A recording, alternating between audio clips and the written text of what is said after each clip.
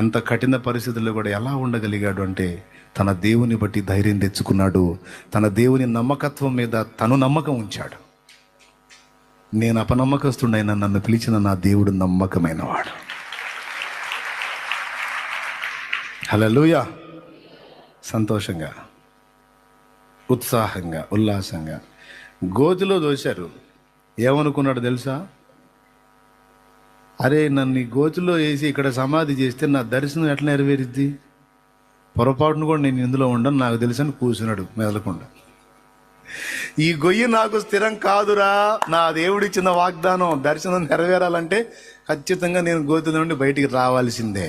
1-2 సార్లు చూపించాడు నాకు. ఎక్కడికి పోయిద్ది? చేసి తీరతాడంతే. నిజంగానే బయటకు వచ్చాడు. బయటకు వచ్చి ఏమన్నాడు? తెలుసురా, నాకు తెలుసు, నేను అందులో ఉండను.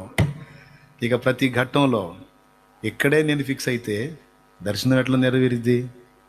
నెరవేరుస్తాడు. కదిలిస్తున్నాడు నన్ను. పక్షిరాజు గూడు రేపినట్టు రేపుతున్నాడు నన్ను. మజిలీలు మారుస్తున్నాడు, మలుపులు తిప్పుతున్నాడు, రకరకాల మలుపుల్లోకి తీసుకెళ్తున్నాడు. ఖచ్చితంగా ఆయన అనుకున్న స్థానానికి నన్ను చేర్చి తీరుతాడు.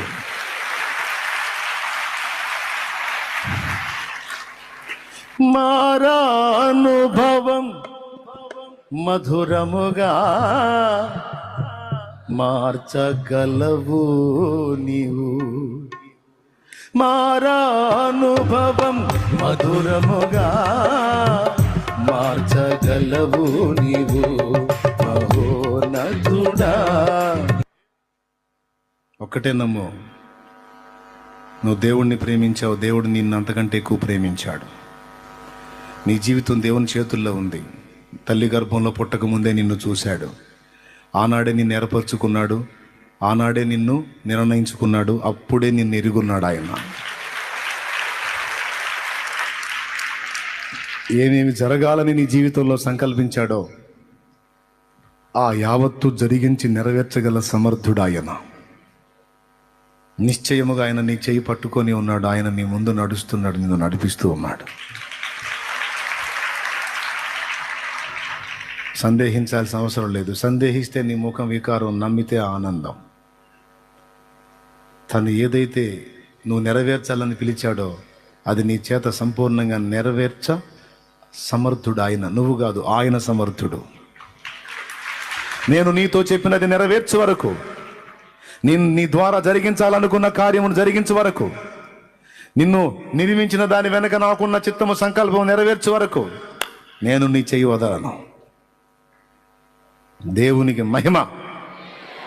ఇది ఎరుగున్నాడు కనుకనే ఎలాంటి చేదైన అనుభవంలో కూడా సంతోషం, ఆనందం, ఉత్సాహం, ఉల్లాసం, విశ్వాసంతో కూడిన స్తుతి, భక్తి, ఆత్మీయత తన జీవితంలో అడుగంట లేదు యోసేపుకి.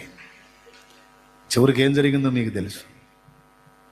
పోయి పడ్డాయా పనులన్నీ, సాష్టాంగ పడ్డాయా ఆ చిన్న పన ముందు పడినే మొత్తం వెళ్ళి సాష్టాంగ పడ్డారు. సాష్టాంగ పడ్డాక దేవుడు మాట్లాడుతున్నాడు, యోసేపు యోసేపు, అద్దుకో, నీ బాల్య దినములలో నీకు నేను ఇచ్చిన మాట నెరవేరింది చూడు.